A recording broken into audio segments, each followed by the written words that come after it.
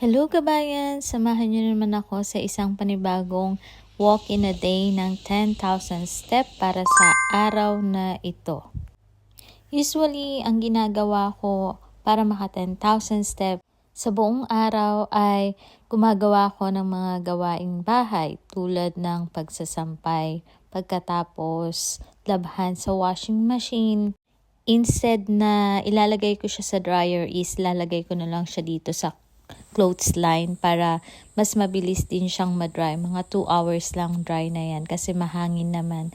Tapos, kasama na rin dyan yung pagtatapon ng basura. Additional na rin yan para sa additional step natin sa araw na to. Naka 4,049 na pala ako na step.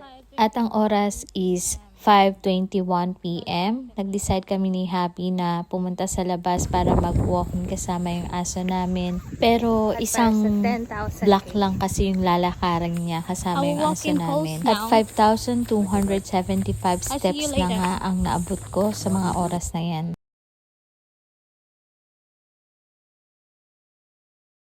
Tara, lakad tayo. Iniwan na ako ni Happy. Bali, sabi ko maglalakad pa ako para ma-meet ko yung 10,000 step. Sabi ko rin kay Happy na bibili ako ng cucumber, ng lemon, kasi naubusan na sa ref. Kailangan ko yun para sa sa salad. Kailangan ko yun sa mga salad. So,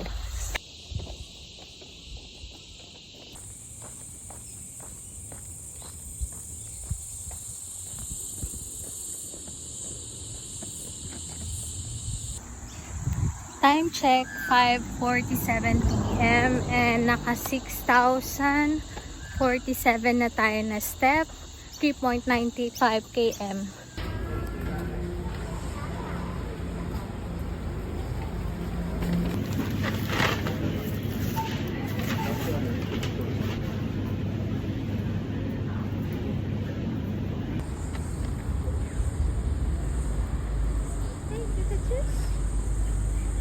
So far, naka 7,479 na tayo na steps. Katatapos ko lang mamili. Banana, apple, cucumber, and Yakult. Yun lang naman ang mga napamili ko. Para lang ba may mailakad lang talaga pupunta sa shop.